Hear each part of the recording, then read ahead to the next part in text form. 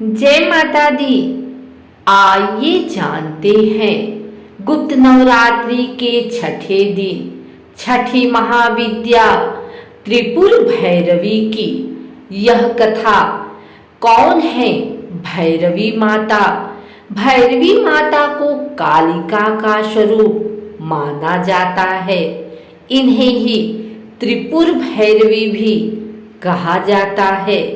भैरवी की नाना प्रकार के भेद बताए गए हैं, जो इस प्रकार हैं: त्रिपुरा भैरवी, चैतन्य भैरवी, सिद्ध भैरवी, भुवनेश्वर भैरवी, संपदा प्रद भैरवी, कमलेश्वरी भैरवी, कोलेश्वर भैरवी, कामेश्वरी भैरवी, नित्या भैरवी, रुद्र भैरवी, भद्र भैरवी तथा सटकुटा भैरवी आदि।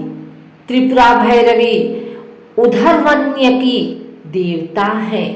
इन्हें ही माँ त्रिपुर सुंदरी को महात्रिपुर सुंदरी, लीलामती, ललितांबिका, लीलेश, षोडशी, ललिता, लीलावती, लीलेश्वरी, ललिता गौरी और राजराजेश्वरी भी कहा जाता है। दुर्गा सप्तशती के अनुसार देवी त्रिपुर भैरवी ने ही महिषासुर नामक दैत्य का वध किया था। माता का स्वरूप कहते हैं कि देवी त्रिपुर भैरवी का संबंध महादेव के उग्र स्वरूप काल भैरव से है। मां भैरवी की 4 भुजाएं और 3 नेत्र हैं। उनके बाल खुले हुए रहते हैं। वे लाल वस्त्र पहने हुए मां मुंडमाला धारण करती हैं। काल भैरव की तरह उन्हें भी दंडाधिकारी कहा जाता है। शमशान भूमि, अस्त्र शस्त्र, मृतशव, रक्त, मांस, कंकाल, खप्पर आदि विध्वंसकारी चीजें देवी को प्रिय है। भूत, प्रेत, पिशाच, डाकिनी, भैरव, कुत्ते आदि उनकी सेना है। क्यों करते हैं पूजा और साधना? त्रिपुर भैरवी की उपासना से सभी बंधन दूर हो जाते हैं। यह बंदी छोड़ माता है। इन्हें षोडशी भी कहा जाता है। षोडशी को श्री विद्या भी माना जाता है। यह साधक को युक्ति और मुक्ति दोनों ही प्रदान करती हैं। इसकी साधना से षोडश कला निपुण संतान की प्राप्ति होती है। जल, थल और नभ में उसका वर्चस्व कायम होता है।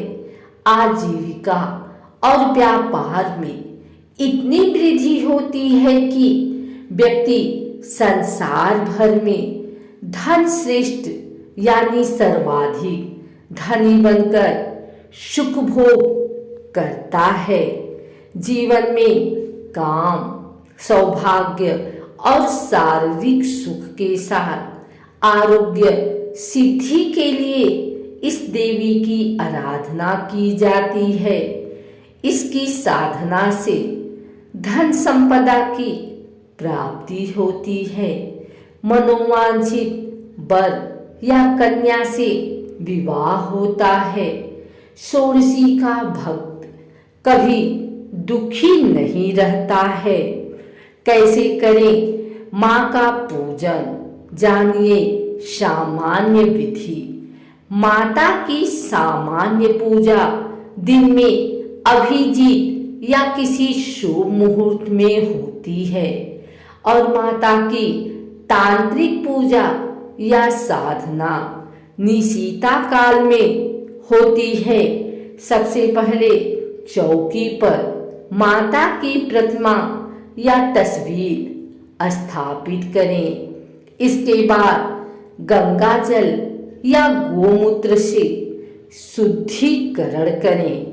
चौकी पर चांदी, तांबे या मिट्टी के घड़े में जल भरकर उस पर कलश रखें।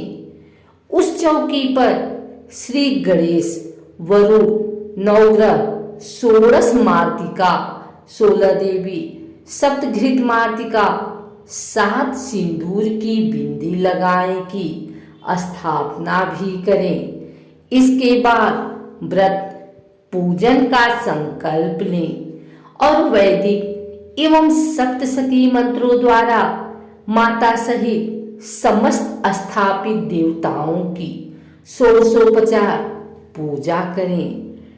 इसमें आवाहन, आसन, पाद्य, अर्घ, आचमन, स्नान, वस्त्र, सौभाग्य सूत्र, चंदन, रोली, हल्दी, सिंदूर, दूर्वा, बिल्वपत्र, आभूषण, पुष्पहार, सुगंधित द्रव्य, धूप दीप, नैवेद्य, फल, पान, दक्षिणा, आरती, प्रदक्षिणा, मंत्र, पुष्पांजलि आदि करें।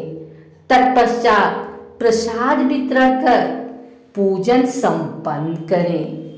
त्रिपुर भैरवी का मंत्र मूंगे की माला से 15 माला ह्री भैरवी क्लौ श्री स्वाहा मंत्र का जाप कर सकते हैं। जाप के नियम किसी जानकार से पूछें। देवी कथा नारद 5 रात्र के अनुसार एक बार जब देवी काली के मन में आया कि वह पुनः अपना गौरव प्राप्त कर ले, तो यह सोचकर देवी अंतर ध्यान हो जाती हैं। भगवान शिव जब देवी को अपने समझ नहीं पाते हैं तो व्याकुल हो जाते हैं और उन्हें ढूंढने का प्रयास करते हैं। शिव जी महर्षि नारद से देवी के विषय में पूछते हैं। तब नारद जी उन्हें देवी का बोध कराते हैं।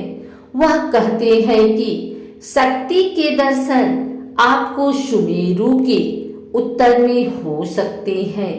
वहीं देवी की प्रत्यक्ष उपस्थिति होने की बात संभव हो सकेगी। तब भोले शिव जी की आज्ञा अनुसार नारद जी देवी को खोजने के लिए वहां जाते हैं। महर्षि नारद जी जब वहां पहुंचते हैं तो देवी से शिव जी के साथ विवाह का प्रस्ताव रखते हैं। यह प्रस्ताव सुनकर देवी क्रुद्ध हो जाती हैं और उनकी देह से एक अन्य षोडशी विग्रह प्रकट होता है और इस प्रकार उससे छाया विग्रह त्रिपुर भैरवी का प्राकट्य होता है।